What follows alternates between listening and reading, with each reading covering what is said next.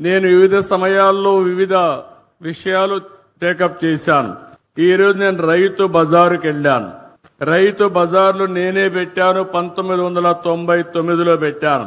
ఆ రోజు ఒక మంచి ఉద్దేశంతో రైతులకు గిట్టుబాటు ధర రావాలి, వినియోగదారులకు నాణ్యమైన తక్కువ ధరకే కూరగాయలు గాని వ్యవసాయ ఉత్పత్తులు ఇవ్వాలని ఆ రోజు ఈ కాన్సెప్ట్ తీసుకొచ్చాం. దీనికోసమే పల్లె వెలుగనే పేరుతో ఆర్టీసీ బస్సులు కూడా తీసుకొచ్చాం.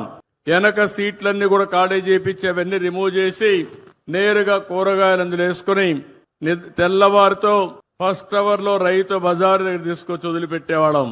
దానివల్ల చాలా మంది రైతులు మధ్య దళారులు లేకుండా వాళ్ళంతా వాళ్ళ యొక్క పండించిన పంటలు అమ్ముకునే పరిస్థితికి వచ్చారు.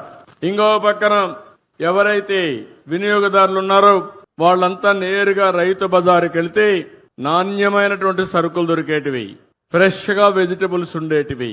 అలాంటిది ఆ కాన్సెప్ట్ మీరు చూస్తే ఈ రోజు 125 రైతు బజార్లే మన దగ్గరున్నాయి. కానీ కారణాలు ఏదైనా కావచ్చు గాని కాలక్రమేణా దీనిపైన శ్రద్ధ పెట్టలేకపోయారు.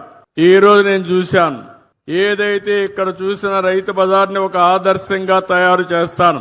పక్కన భూమి ఉంది, 6 కోట్ల రూపాయలు శాంక్షన్ చేసి 1 సంవత్సరం లోపల అండర్ గ్రౌండ్ పార్కింగ్ కూడా పెట్టి ఒక బెస్ట్ రైతు బజారుగా తయారు చేసే బాధ్యత ఈ ప్రభుత్వం తీసుకుంటామని చెప్పి కూడా నేను మీకు తెలియజేస్తున్నా.